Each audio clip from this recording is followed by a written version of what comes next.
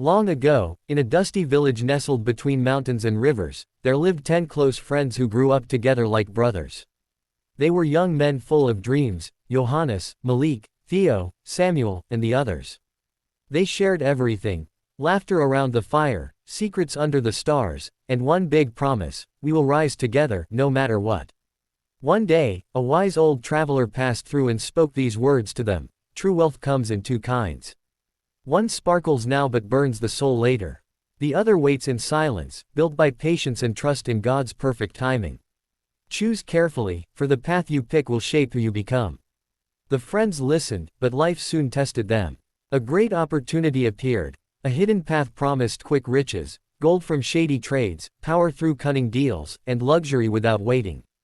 But it required turning away from honesty, hurting others, and embracing darkness to succeed. 6 of the friends, eager, impatient, tempted by the shine, said, "Why wait when we can have it all now?" God helps those who help themselves. They laughed off the warnings, shook hands with shady merchants, lied, cheated, and stepped onto the dark path. Smile with horns. In a few years, those 6 became very rich. They built big houses, wore fine clothes, drove fancy cars, and were feared and envied. People called them successful. But inside, their hearts grew cold. They argued constantly, distrusted everyone, even each other, and slept with one eye open, afraid someone would take what they stole. Their riches came with chains, guilt, emptiness, broken families, and a growing darkness that whispered lies to them every night. The other 4, Theo, Samuel, and 2 more, chose differently. They remembered the old traveler's words and said, "We will wait on the Lord. His timing is perfect, even if it takes years." They worked honest jobs, helped the poor in the village, studied the scriptures, prayed faithfully, and served quietly. Many mocked them. Fools!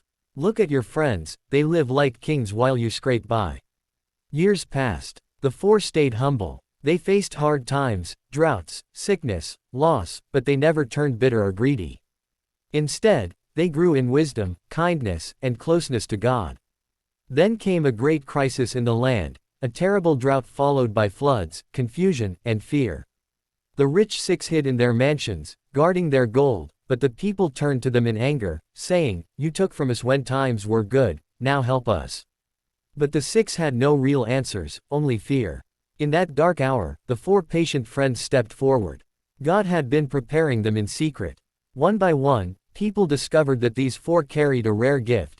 They spoke words from God that brought hope, healing, and direction. Crowds gathered to hear them. Miracles followed, rain returned, the sick were healed, broken lives were restored. The 4 became known far and wide as great prophets, chosen vessels of God's voice and power.